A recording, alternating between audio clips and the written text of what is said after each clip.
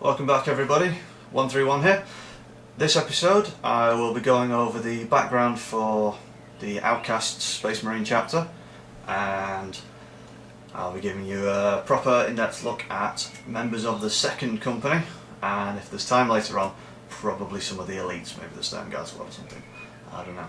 So, anyway, without further ado, let's get on with it. Okay, so chapter origins. The Outcasts are a second founding chapter, created in secret by Rogel Dawn and Ruby Gilliman. They're secret because of where their gene seed comes from. It's from the Death Guard.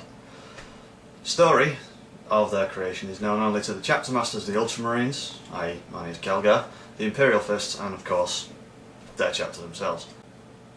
Their ancestors were a task force of Death Guard sent to purge the Calixis sector, which is just north of the Eye of Terror, here. When the last Greenskin was dead, they decided to return to the rest of the Legion, but due to massive warp storms they were delayed, and then thought dead. They emerged from the warp several decades later, at the same time as the Battle for Terra. When they heard of the Emperor's plight, they rushed to rejoin the Legion in what they thought would be the defence of the Emperor's palace. On the way there they encountered Horus's reserve fleet. Horus's reserve fleet, of course, seeing more Death Guard arrive, declared their support for Horus and Chaos. Captain Thane, who was in charge of the task force at the time, ordered all the ships to battle stations and mercilessly battered the traitors, and after a long battle emerged victorious. But it suffered incredible losses, and the remaining ships were severely damaged and in no condition to go and help on Terra. It would just be a suicide mission really, wouldn't it? So, after the battle, they accompanied the newly arrived Ultramarines, Gilliman's chapter, if you're not familiar with the background in 40k, to drive Horus's legions into the Eye of Terror, regaining some of their broken legions' honour and earning the favour of the Ultramarines Primarch, and, of course, from Rogel Dawn as well, who was defending the palace from the start. They then took the name The Outcasts and embraced the teachings of the Codex Astartes to the full, except for a few minor changes. They're now a fleet-based chapter, crusaded across the length of the Imperium, undoing the damage the traitorous former brothers did, and have vowed to defend the Imperium to the last. Now, let's have a look at some of the second company, starting with Commanders. Right, so the first model I've got for you is one you've seen before last time. It's this guy, Captain Avitius Apollo. So, just use the standard kit with this one, no conversion work at all pretty much. You can see he's got a Storm Bolter there and his Power Fist, and that's basically all I can say about him.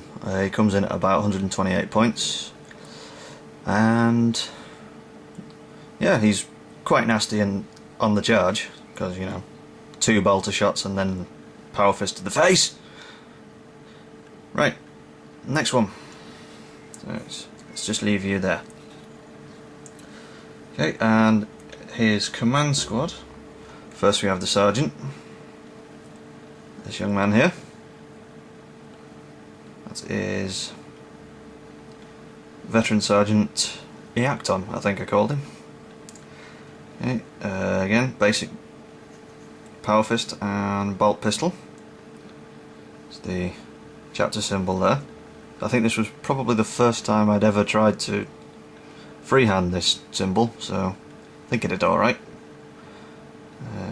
Yeah, again, nothing special, except for the shiny yellow, which I'll tell you how to mix at the end of this video if you want some. Okay, and we have his free-handed back banner.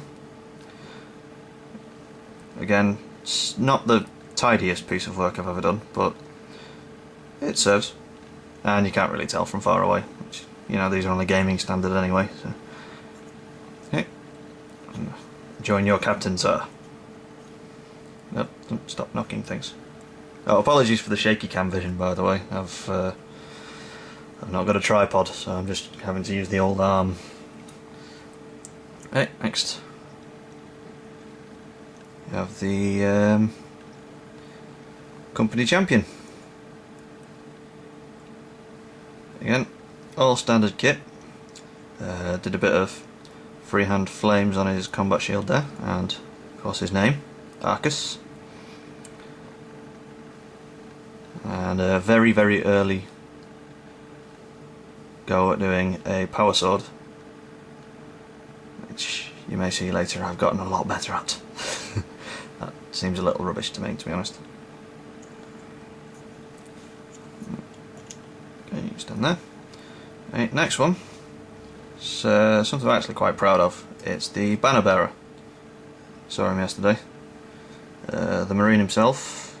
Again, very early freehand attempt. Rubbish. He's got the Crux Terminatus on the other shoulder. And the freehand banner, which is the reason the model itself is so rough, because I spent 2 hours doing this thing. It's a tad rough in places, but I was knackered and my bed was shouting, "Get in here now," basically. So yeah, that's the banner. Stand there. Ooh. Okay, the apothecary. Now special there, except for the incredibly whiteness, which built up from Codex Grey, then Fortress Grey, then I think it was 3 layers of white, something like that. And Purity Seal I've not finished yet, despite having this model for nearly a year. And last but not least, a veteran with a melter gun. And that's pretty much all I can say about him.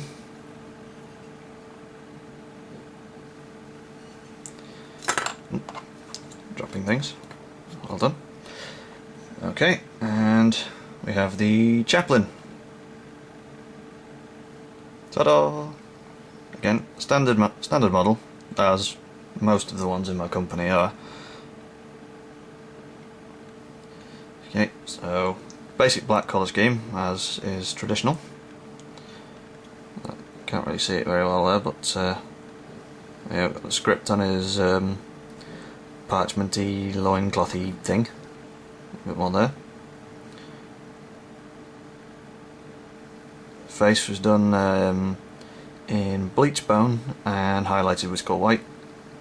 And again, the chapter shoulder pad with the Outcast symbol. Okay, and these fellas transport, which you've seen before if you watched my video from last week, which I think 13 of you did. There we go. All the guns are removable and they pan with some difficulty. There we go. And of course, it's very hard to do this with one hand. Ah, come here. There. Haha! Back door opens.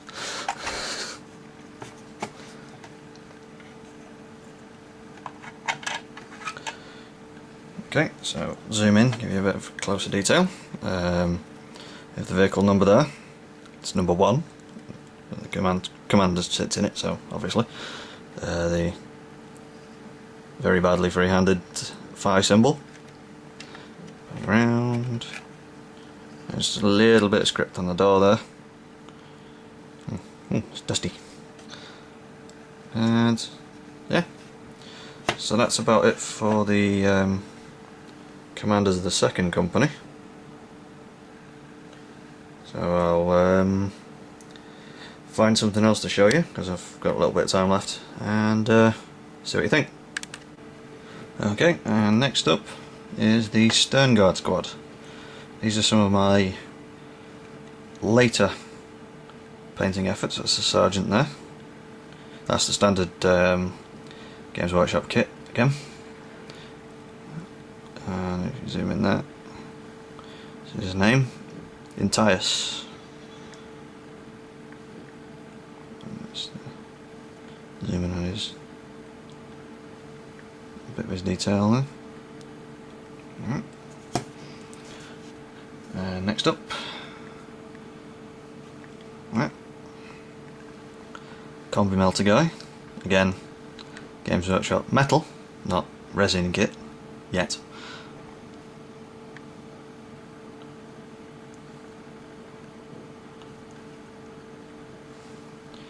Now, has anyone ever found, by the way, that whenever you're firing a combi melter, because you've got not a single chance to hit with it again, it will never roll a 3 or higher.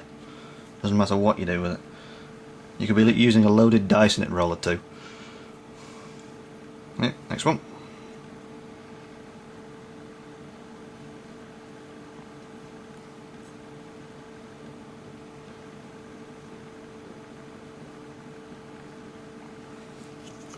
Right, and it's, there we go with the Mark 6 beaky helm. Huh? You got a little chip on his face there. So I've had these for a while.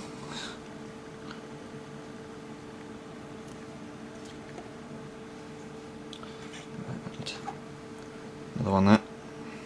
The beaky helm. His name is Uriah. Just because it was the only name I could think of at the time. I do like the studded parts on this one, the shin and the shoulder pad especially, mainly because I don't have to paint them in any detail. Okay, so that's the standard models out of the way. Here we have the kit bashed, slightly converted ones. Now these are much newer than the metal ones, as you can probably tell. So much cleaner paint job, a bit more detail. The script on his knee and the side of his helmet there. Get a bit of it.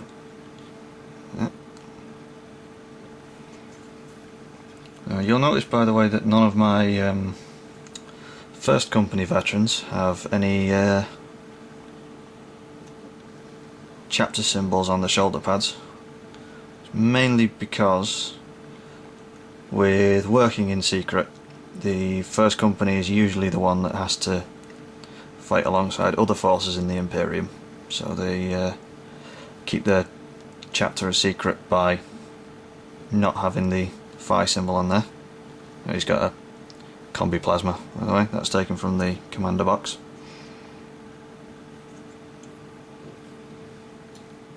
Next.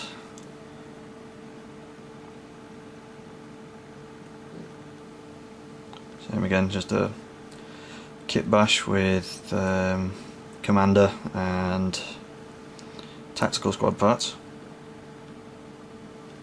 Ah! Don't shoot!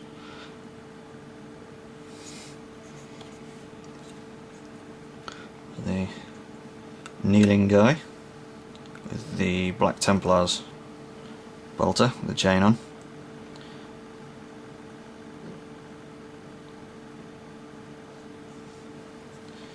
Another thing you'll notice as well, while when I'm showing off my models, is nothing in my army besides librarians is not wearing its helmet, because I can't stand the idea that in the middle of a fight something wearing impenetrable armour would leave itself so open as to take its damn helmet off. Stupid, to be honest. And yet another combi melter, which to my knowledge has never actually hit with a shot yet. The melter part, that is. These are veterans, so they do quite well. And there's the squad as a whole. Okay, so I think I've wasted enough of your time for today, so I'll get on and finish this off.